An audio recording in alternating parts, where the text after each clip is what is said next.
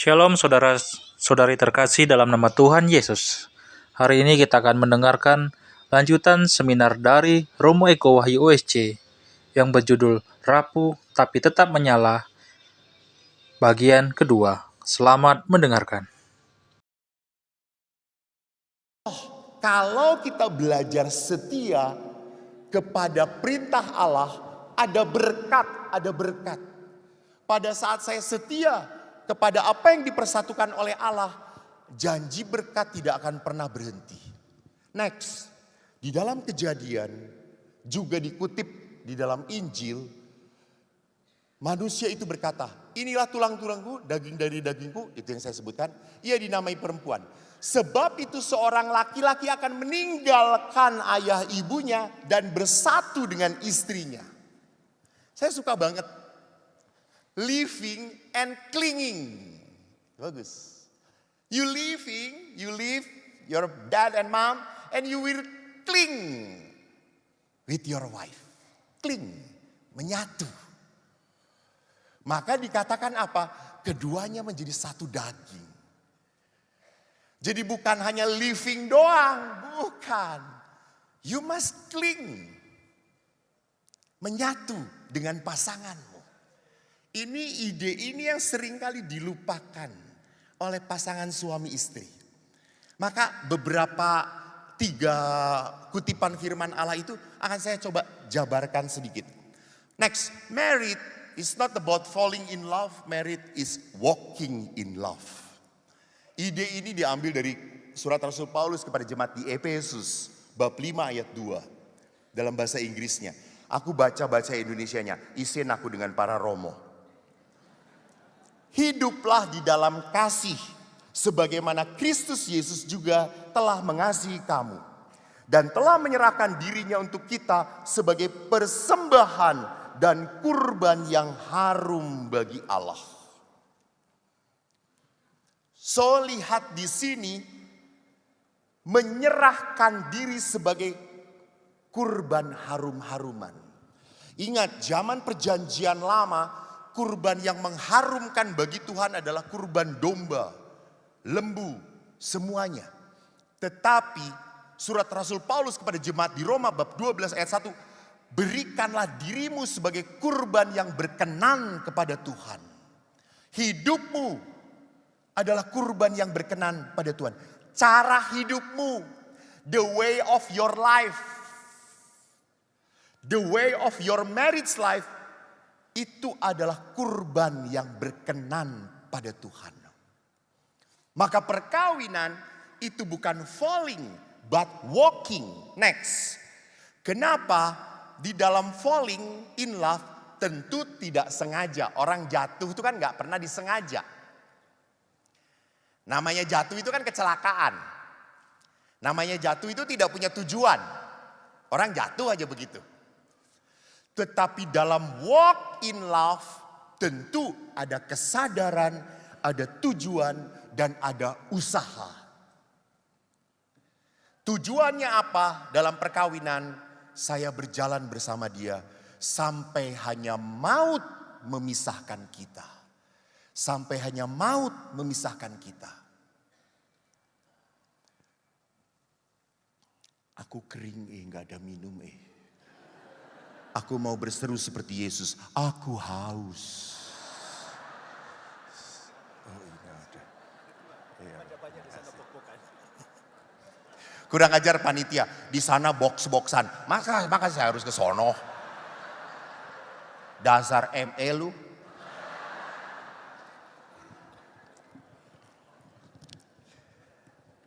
Terima kasih. Saya ingat sekali, saya punya ayah dan ibu, beliau dua-duanya sudah meninggal. Ibu saya pertama meninggal 14 tahun yang lalu kurang lebih. Ayah saya baru sekitar 140 hari meninggal dunia. Dan waktu saya melihat ayah dan ibu di dalam hidup perkawinan, memang saya anak yang terluka, betul. Saya sangat sayang pada ibu. Ibu adalah wanita satu-satunya yang mencintai aku apa adanya. Ayah adalah tipe ayah yang keras, bahkan kasar, physically and verbally. Ayah pukul saya. Saya pernah dilempar oleh ayah pakai sepatu tentara yang PDL, yang di dalamnya ada besinya, hanya dalam jarak 1,5 meter ke bibir saya. Gigi saya pecah, bibir saya berdarah, dan saya kabur dari rumah. Dan tidak dicari oleh ayah. Karena ayah berkata, anakku papat, ilang satu isih telu. Sing ilang sing bodoh, alhamdulillah. Ayah tidak pernah memukul adik perempuan. Adik laki-laki saya tidak pernah dipukul juga karena dia pinter. Penurut, baik banget, rajin. Dia masuk ke target ayah, saya tidak. Dan ayah itu selalu kepada anak-anak ngomong, "Cah, engkau yen wis gede, kue kabeh melebu IPA, IPA. Cah IPA ki uteke ning kene. Cah IPS ki ning kene."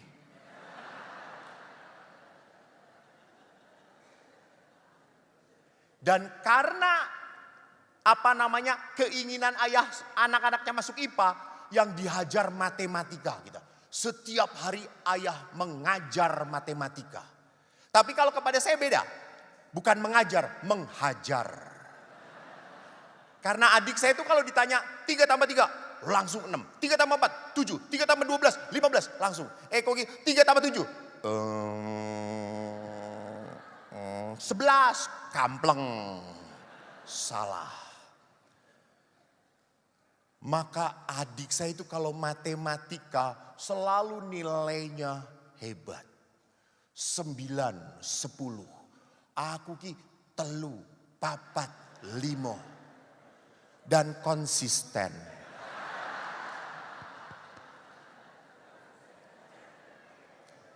Mulane matematikanya abang. Tapi agama 9.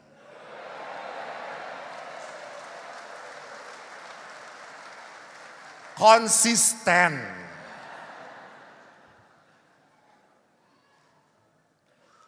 Lalu suatu hari adik saya itu begitu menjengkelkan karena kami sering kali kumpul sekeluarga. Lalu adik kan waktu dulu kan kalau ulangan harus ditandatangan orang tua toh. Lalu adik itu teriak-teriak, dapat 9 dia. Wah 9, 9, 9. Kebetulan hari itu aku dapat 6. Tak angkat ulanganku. 6, 6, 6. Lalu bapak berkata, 6 aja bahagia. Terus saya, Pak, kalau 9 bahagia biasa aja. Kalau 6 bahagia itu cirinya anak beriman, Pak. Kata saya itu. Jadi saudaraku yang terkasih, lihat. Bahwa pada saat ayah ibu saya walk in love, walaupun ayah keras, betul, sometimes I hate him, saya benci dia. Tapi ibu yang selalu ngingetin, kok kui bapakmu. Bahkan waktu saya dibodoh-bodoh oleh ayah, ibu saya merangkul saya. Dan ibu berkata apa? Rapopo, kok bodoh rapopo. Kudu ono sing bodoh, ben ono sing pinter. So sweet toh. That's my mom. Maka saya ngomong, Bu, kalau begitu Eko bodoh ndak apa-apa ya Bu. Lalu ibu, ya jangan selama-lamanya ya nak. Konsisten tadi ya jangan bodohnya gitu ya. Itu ibu. Ibu selalu mendekati, When I fail, you are my son,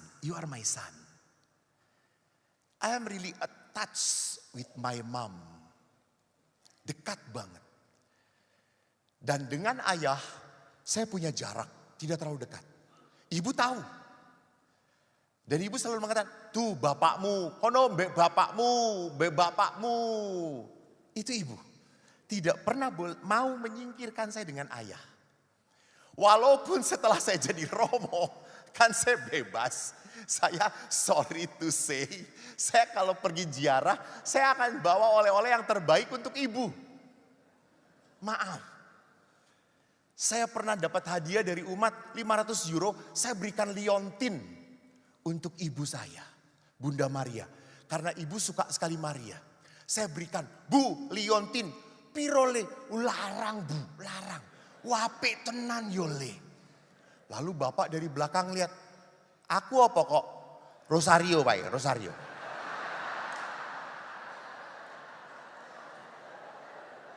Piro kuwi? 1 euro. Ah. Yang di bus itu kan 1 euro. Ah, anggo bapakku kata saya itu.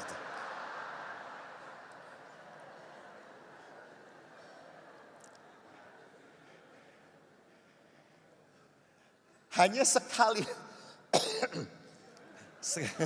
Keselak, nuwun sewu Pak.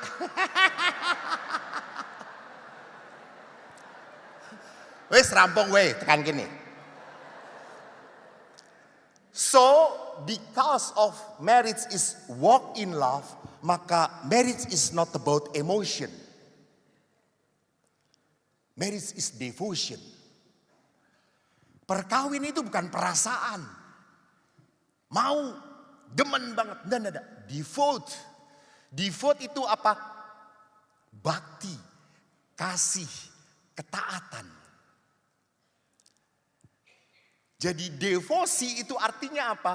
Saya sungguh membaktikan hidup aku padamu. Maka Bapak Ibu ingat, mungkin janji perkawinan Anda sudah lupa. Para Romos ingat, karena sering mendengarkan. Hafal. Tapi betul. Jadi lihat, saya mau mengabdikan diri kepadamu. Itu devote. Dalam konteks janji perkawinan dan di situ letaknya sakramen, devote, mengabdikan diri. Saya mau memberikan diri kepada kamu. Maka apa yang dilakukan oleh ayah sebagai pengabdian diri itu betul-betul kelihatan, ekspresif. Memang ayahku tidak ekspresif dalam hug ibu, cium ibu. Aku sejak kecil belum pernah melihat ayah ibu saya ciuman. Tapi menghasilkan 4 anak. Dan enggak. Betul-betul saya ini sabda Tuhan yang menjadi daging saudara-saudara.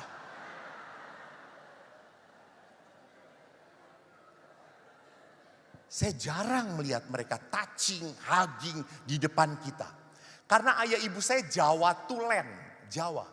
Ayah dari Clayton, ibu dari Magelang. Orang ngerti. Sorry, Mbak Ciro toh.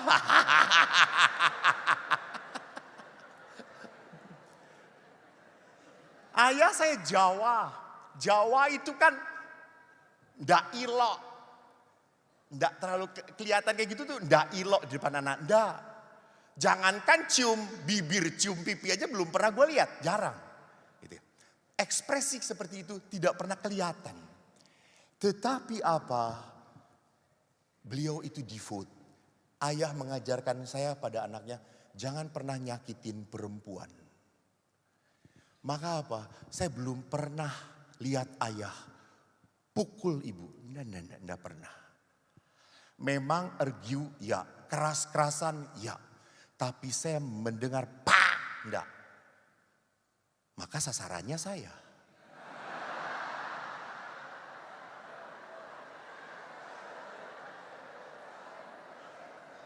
Ya kan harus dibalikin gitu ya.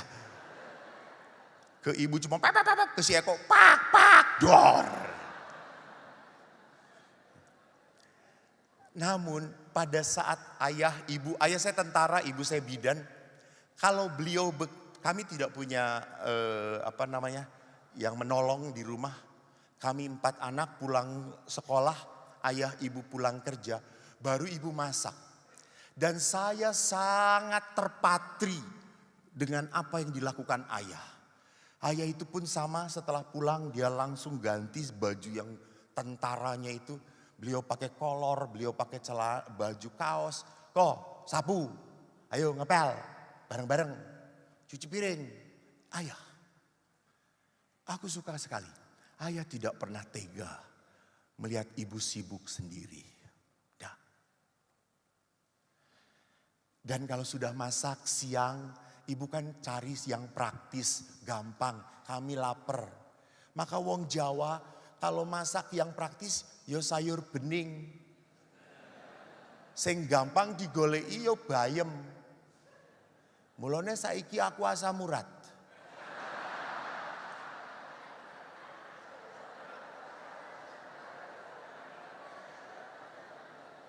Jadi bukan karena babi asam urat, bukan. Bayem masa kecil saya gitu. Babi itu menyeimbangkan justru gitu ya. Karena ayah itu selalu kalau udah sayur bayam ada jagung, teman gorengannya apa? Ayo kok podo-podo melaratem ya aku gitu ya. Tempe. Dan kami anak-anak itu selalu menggerutu, bayam terus. Apalagi Eko yang bandel. Tapi ayah, dia selalu mengatakan, Le, bayam mbokmu ki enak tenan. Wong Popeye wae makan bayam le. Yang satu umur dengan saya tahu Popeye itu siapa. Jadi lihat apa yang sudah dikerjakan oleh ibu capek-capek. Ayah yang he know how to appreciate, menghargai. Ini ibumu udah buat, mangan. Yo enak. Dan betul bagi ayah apa yang dibuatkan ibu enak. Dan kami pun akhirnya belajar menikmati. Sampai suatu saat pernah ibu masuk rumah sakit. Sakit demam berdarah. Bapak yang masak saudara-saudara. Kami kan kalau pagi nggak pernah dikasih duit toh. Selalu ibu ngasih makanan. 3 hari kami datang semua 4-4-nya ke rumah sakit. Bu sembuh lah bu, cepat sembuh bu. Oh bu sembuh. Kenapa tuh le? Bapak ki bu pagi-pagi buat nasi goreng. Nasinya sitik, garamnya banyak bu kata saya itu tuh. Ibu ndak sembuh-sembuh 4 anak modar bu kata saya itu tuh. Makanya sekarang saya darah tinggi. Gara-gara ibu sakit.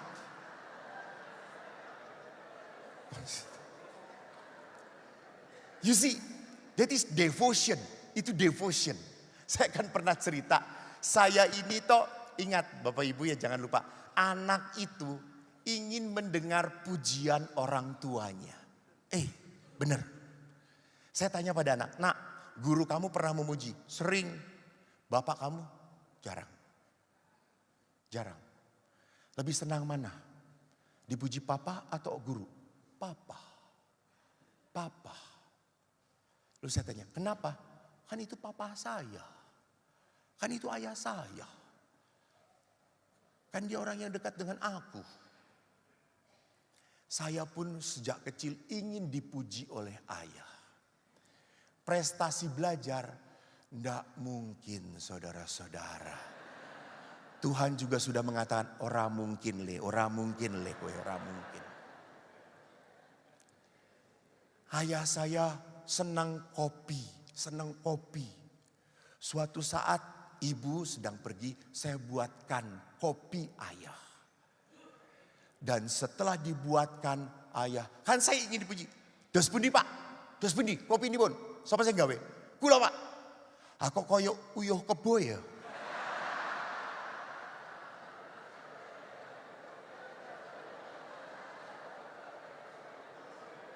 Oh maaf, yang tidak mengerti tolong lihat terjemahan di bawah ini.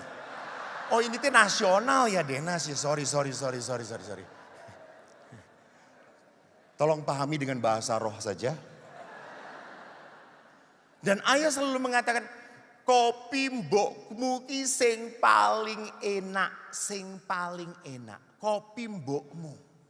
You see, that is devote. Sampai saya ngomong, Bu, aku ingin buatkan kopi untuk ayah, gimana sih? Telu loro le. Napa-nipun Bu, telu kopine loro gulone. Saya buat tetep ra enak. Sampai saya, Bu, kok bapak selalu mencela Bu, masih ndak enak, ndak enak. Lalu ibu berkata, kei udoh sedikit.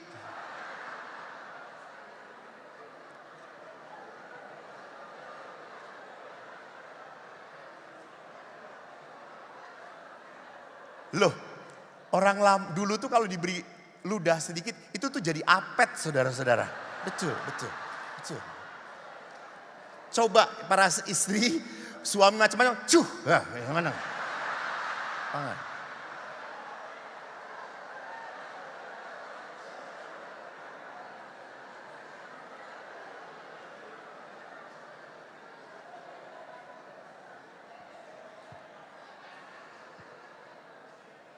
Loh, kan waktu kecil kalau kita kejedot tuh ya, kan sama ibu diapain? Nah, itu tah. Luka, Ibuku sudah meninggal, ke apotik cari ludah ibu udah nggak ada. Mujarab. Tetapi lihat di sini, devote. Dia apa? Menghargai apa yang istri lakukan. Dan ayah pun, betul, ayah pun sangat devote pada ibu. Ibu saya itu setelah pensiun, ibu stroke dan lumpuh, tidak bisa apa-apa. Romo Haris dulu waktu itu juga beberapa kali datang mendoakan ibu saya. Dan Bapak Ibu tahu, yang mengurus ibu total ayah. Ibu bangun, dimandiin oleh ayah, dibedakin, berjemur, masak untuk makanan ibu, semua ayah. Bahkan karena melayani ibu, ayah mengurangi pelayanan-pelayanan di gereja. Ayah saya itu keren, prodiakon, tata tertib, lektor, kur, hanya belum ditahbiskan saja. Awang minggu itu bisa misa 4 kali ya, romonnya aja cuma 2 kali. Bapak saya itu 4 kali hari minggu misa. Sampai ibu tuh berkata, mbok camping wae neng gereja.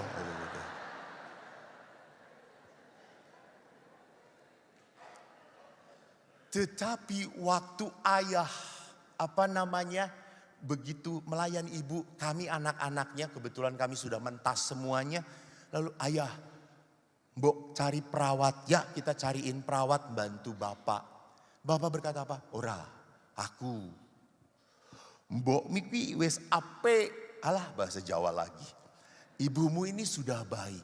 Waktu aku muda ibumu melayani aku. Kalau sekarang ibumu sakit, jatahku melayani ibumu.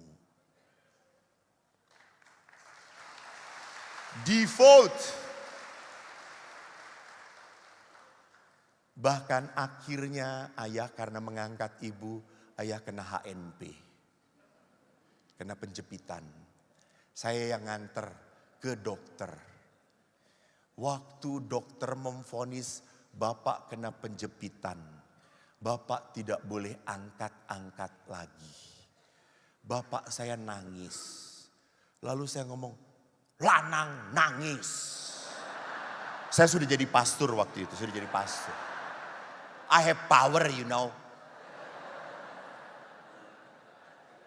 Lanang nangis, tentara ndelok peluru sarser-sarser nangis. Ora kuat toh Pak. Bapak setelah mengelus air mata, kok aku nangis bukan karena sakit. Terus, sopo sing gopong ibumu neh? Yen aku, siapa yang harus ngangkat ibumu? Kalau aku ndak boleh lagi. Wow, he think about his wife. he do not think about his pain. Dia memikirkan istriku nanti siapa. Itu default. So, marriage is not about feeling, about willing the goodness of the other. Maka cinta, Thomas Aquinas pernah berkata apa? Cinta itu memberikan yang terbaik kepada yang disayangi. Berikan yang terbaik. Maka pada saat perkawinan adalah sebuah devotion, adalah sebuah keinginan untuk memberikan yang terbaik. Perjalanan perkawinan tidak pernah berhenti di tempat. Maka lihat next. Before married, feelings lead your decision. But after married, decision lead your feeling. Jadi Bapak Ibu ingat, kalau sudah tidak punya perasaan dengan pasanganmu, ora popo, ora popo. Malah potret dengan Romo kesetrum, yo ora popo. Masalahnya adalah apakah saya masih punya perasaan sayang? Pastor, rasa cinta saya tinggal 10%, 5%, bahkan kandas 0%. It's okay. But you are the one who decide to marry him. Anda yang sudah memutuskan untuk menikah dengan dia. Sudah. Jalani. And you will, one day, you will feel the love one another. Bapak Ibu ingat, namanya kasih, pengorbanan, itu butuh sebuah apa? Sebuah kemauan untuk lebih baik. Untuk melakukan itu keutamaan. Kalau keutamaan itu ya harus latihan. Maka ada latihan Ignatian, ada latihan Crosier. Untuk apa? Mati raga. Itu latihan rohani. Maka untuk menjadi apa? Orang yang berani konsisten dengan decision, dengan keputusannya, harus latihan rohani. Dulu mencintai pasangan Anda, waktu pacaran itu ostos mastis.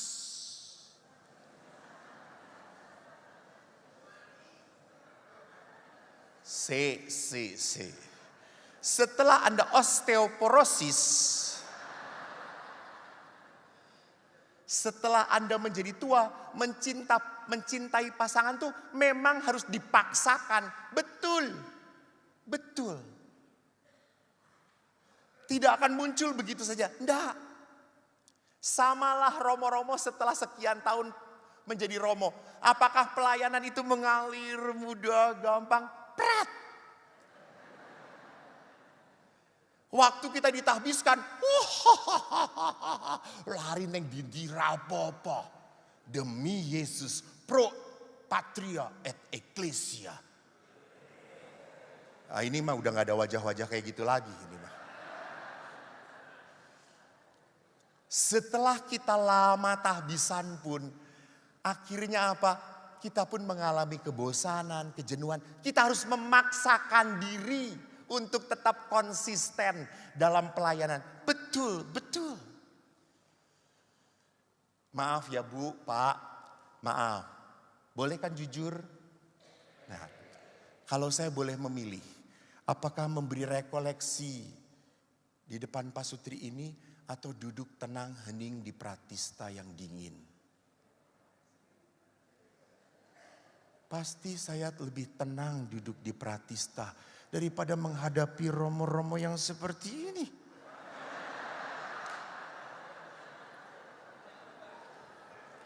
Emangnya kalau saya ngomong mereka langsung bertobat? Ora kumat yang sing ono.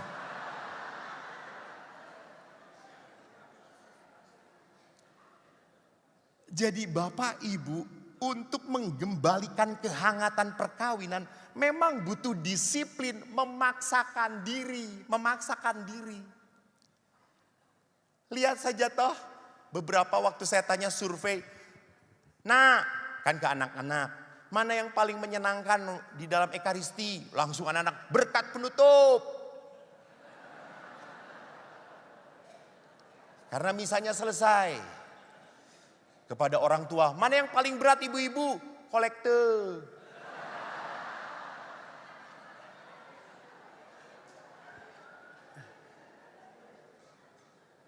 Thank you. Karena saya khotbah seheboh apapun tetap kolektenya 20.000 coy. Dan harus memaksakan diri untuk banyak itu, ya betul. Untuk menjadi sebuah pribadi yang berbelas kasih, punya keutamaan, kita harus memaksakan diri. So kalau Yesus tadi berkata, apa yang dipersatukan Allah tidak boleh diceraikan manusia. Next, marriage in Catholic view itu adalah triangle. Antara suami, istri, dan Allah. Not about husband and wife, no. So if you close to God, you must close also to your spouse. Kalau Anda dekat dengan Tuhan, Anda pun harus dekat dengan pasangan Anda. Ini sebuah perjalanan. Maka dikatakan karena Tuhan yang menyatukan di dalam ikatan perkawinan. Maka di sini Allah pun bekerja di antara apa? Di antara relasi suami dan istri.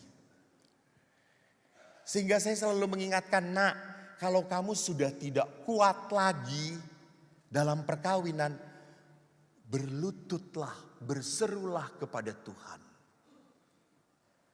Kemarin kan saya di Yosafat dengan Monsinyur Anton.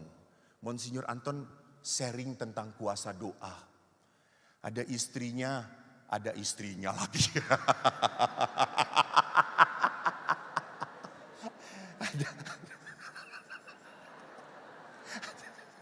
Bukan istrinya, maksudnya istrinya uskup ini bukan gitu. Ada seorang istri sharing, Monsinyur, saya punya pasangan selingkuh.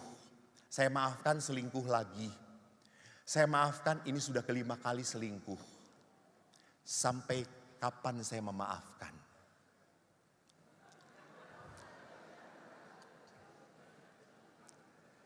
Kalau menurut hukum Yahudi, 7 kali. Setelah 7 kali jangan dimaafkan lagi. Tapi kan kita bukan Yahudi. Maka Petrus 3 kali, 7 kali hukum Yahudi. Kalau hukum Yahudi 7 kali setelah itu tidak boleh dimakamkan. Yesus berkata 70 kali 7 kali. Maafkanlah. Terus Monsinyur, Bu berdoa. Lalu ibu ini, apa doanya Monsinyur? Tuhan, berikan aku kekuatan dan berikan yang terbaik bagi suami saya. Itu formulasi dari Bapak Uskup. Betul Bapak Ibu, setelah 1 bulan mendoakan, suaminya meninggal dunia.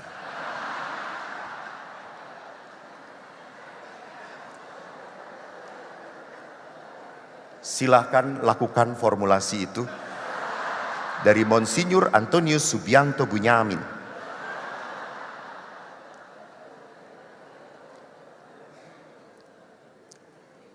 Maka perkawinan itu adalah sebuah triangle. Next, marriage in Catholic life is not contract. Marriage is commitment. Karena dalam sebuah kontrak itu kan ada aksi reaksi. Lu nggak bisa memenuhi tugas lu, selesai. Fail. Di dalam relasi perkawinan nggak ada fail. Nggak ada kata fail. Karena di dalam relasi perkawinan, di dalam komitmen ada sebuah responsibility. Tanggung jawab. Ya, percayalah bahwa it takes two to tango. Jadi kenapa suami kayak saya kayak gini? Ya karena istrinya kayak gitu. Kenapa Romo suami saya tuh kok jadi budak? Karena istrinya cerewet. Telinga itu kan ada kapasitas pendengaran gitu ya, berapa dB gitu toh.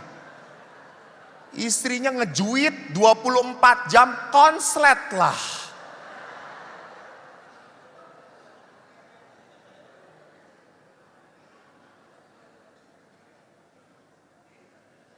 Jadi beberapa istri pun selalu mengatakan, Romo suami saya tuh lihat blow on, lambat, sulit, keras kepala, makin cepet tua. saya selalu ingatkan ibu, suami jadi seperti itu karena menikah dengan ibu. Coba dengan artis, makin muda dia. Lihat, ada sebuah resiprok Clara yang selalu gayung bersambut. Itu responsibility. Saya harus sadar kenapa seperti itu. Maaf ya, saya selalu mengatakan juga para istri, ingat. Salah satu yang harus diberikan kepada suami adalah apa? Hubungan seksualitas. Mungkin para istri sudah marah, ngambek, karena merasa diperalat oleh suaminya. Akhirnya, wes orang ngono-ngono neh. Wes anak telu, cukup. Ada yang laporan pada saya, terus suaminya gimana dong Bu kalau kayak gitu? Suruh jadi romo saja ya. Nggak bisa, kita nggak terima barang second kata saya itu, nggak bisa. Wong sing ngerasakan wae koyo ngene apa sing second kata saya itu. Hati-hati Bu, pada saat Anda tidak mau lagi mengungkapkan hubungan seksual pada suami, maaf, itu membuka godaan suami untuk mencari.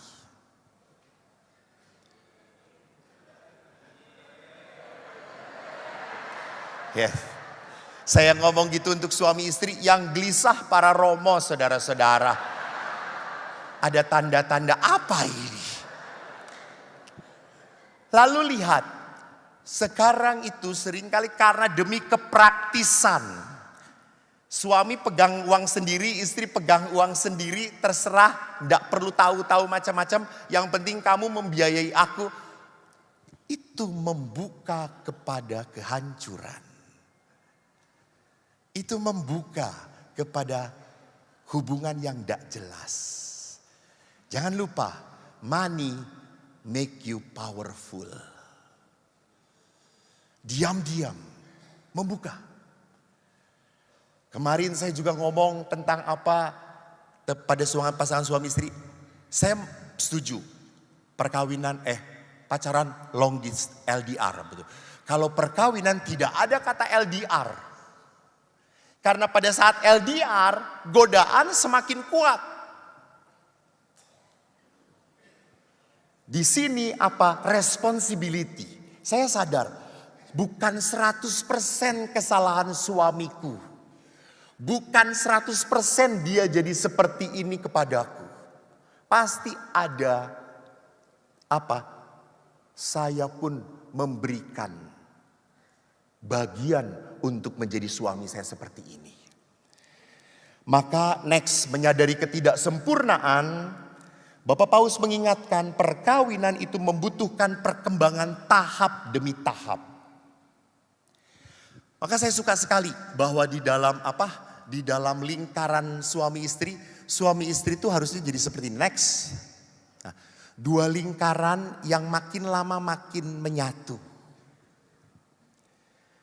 Suami dan istri makin lama makin menyatu. Apakah bisa totality menyatu atau tidak? Tidak bisa. Karena suami punya kepribadian, istri juga punya kepribadian.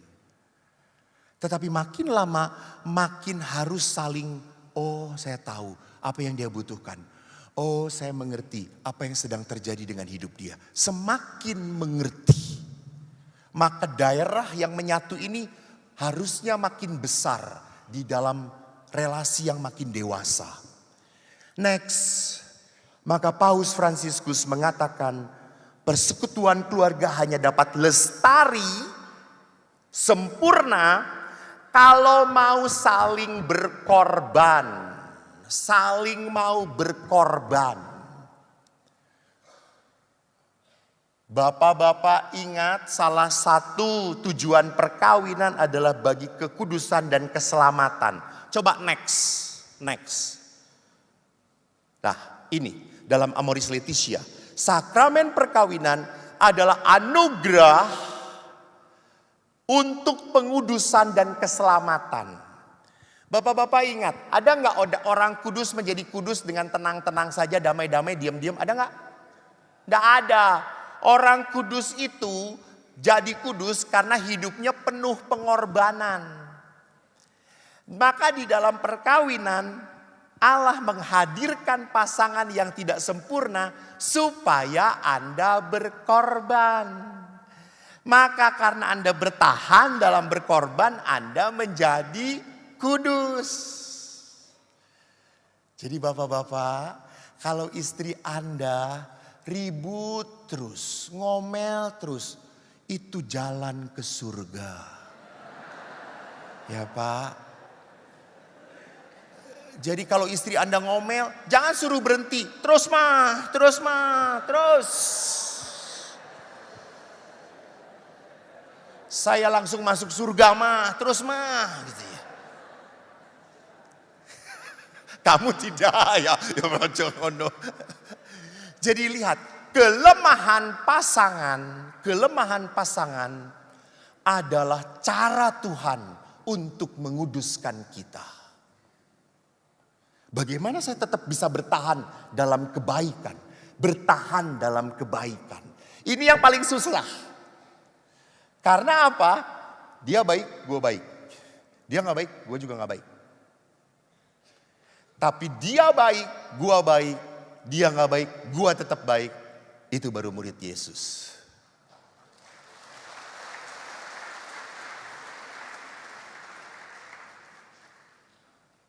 Saya kalau kemana-mana selalu saya cerita toh bawa oleh-oleh untuk teman saya. Ini bukan tanda untuk panitia saya belum punya oleh-oleh. Bukan. Tapi kalau Anda peka ya syukur pada Allah. Saya selalu bawa oleh-oleh untuk teman-teman saya. Saya mau menyenangkan teman-temanku yang di Pratista. Panitia ada 10 pastor di sana. Sekali lagi ini bukan nyindir-nyindir. Enggak, saya enggak pernah nyindir. Hanya mengingatkan. Lalu pada saat saya bawa oleh-oleh, saya tuh pernah dari Jogja bawa oleh-oleh gudeg kendil. Pas saya bawa ke pasturannya, biara si mbak dan pegawainya tuh sedang sakit, jadi gak ada. You know what happened?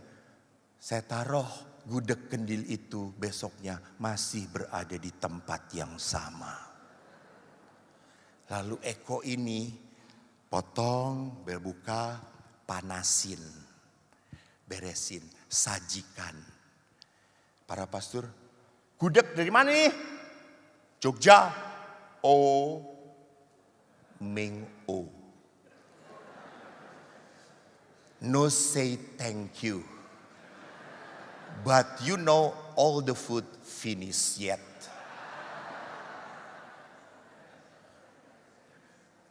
Apakah Eko kapok bawa oleh-oleh? Apakah Eko sakit hati? Iya, emangnya gue malaikat. Saya pastor tapi bukan malaikat coy. Saya juga kalau berbuat baik, mbok terima kasih, mbok say thank you, mbok nerimo ke gitu ya. Tapi ya sudah, nama-namanya juga komunitas laki. Beda dengan suster, coba suster kasih buah. Aduh Romo buahnya bagus banget. Enak, sampai ke kulit-kulitnya enak. Romo enak. Nanti Romo saya doakan ya Romo. Itu susteran. Romo itu flat semuanya.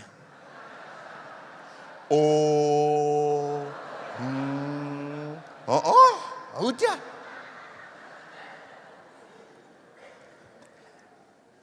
Justru berbahagia hidup dengan Romo-Romo sulit. Ya Romo ya, itu cara Tuhan menguduskan Anda. Atau jangan-jangan Anda yang Romo sulitnya. Itu cilaka kalau gitu. How many minutes? 5 minutes, oke. Maka Bapak Paus Franciscus, next, sorry. Tinggal berapa? Oke. Nasihat Fransiskus Bapak Paus meningkatkan komunikasi yang lebih pribadi antara pasangan suami istri membantu memanusiakan seluruh hidup bersama keluarga. Saya kok yakin semua orang juga mengatakan relationship without communication, that is omdo, bohong. Namanya relasi itu ya harus komunikasi. Kita juga tahulah suami istri, komunikasi penting, komunikasi penting, komunikasi penting. Sampai bunting aja gak jadi komunikasi.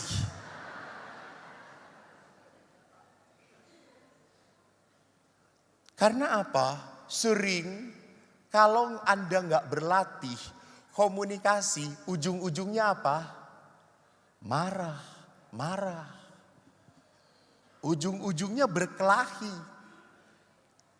Saya pernah retret di Pratista pasangan suami istri. Lalu saya mengatakan, Bapak Ibu tolong ya jalan berdua meneng, silent. Ojo muni-muni. Jalan berdua. Mereka berjalan berdua keluar kapel masih tenang saudara-saudara. Pas ke taman namanya perempuan. Itu kan gak tahan loh. Lalu dia jalan dengan suaminya. Dari Pratista tuh ada bebek, ada ayam, ada burung kakak tua. Lalu dia lihat bebeknya. Papa lihat bebeknya lucu. Suaminya juga aneh. Dia mengatakan, iya gendut kayak kamu gitu. Ributlah mereka.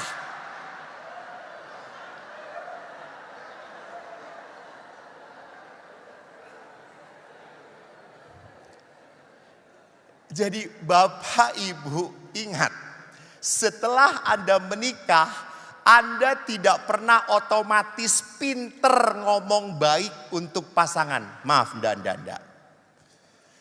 Setelah menikah, saya benar nggak? Lebih banyak menemukan hal yang negatif dalam diri pasangan saya daripada hal positif. Betul atau tidak? Bertobatlah saudara-saudaraku. Karena ini adalah hari terakhir bagi Anda. Betul. Tidak akan otomatis mudah menemukan kebaikan pasangan. Maka Bapak Ibu yang belum marriage encounter, belajarlah dari marriage encounter.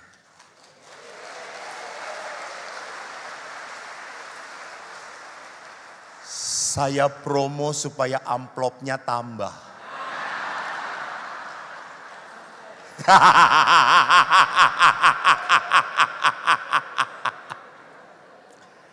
Dan saya enggak promo.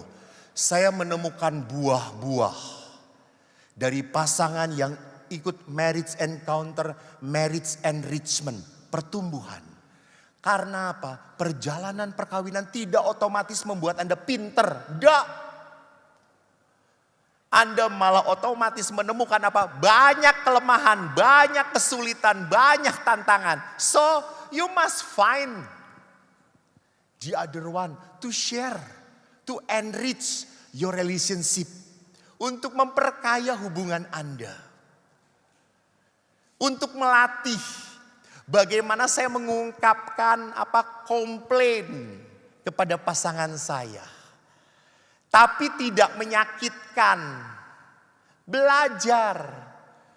Para romo juga pada saat setelah pelayanan harus lagi merefleksikan dan belajar dari hidupnya lewat retret pribadi.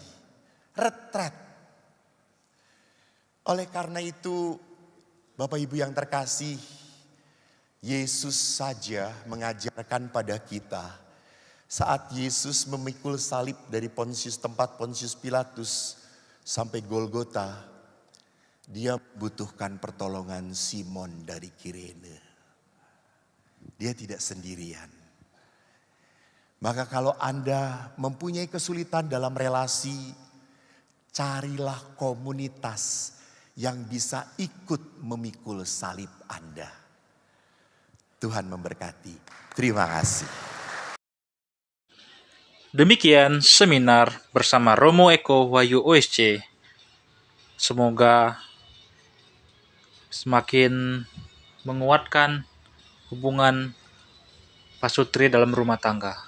Tuhan Yesus memberkati kita. Amin.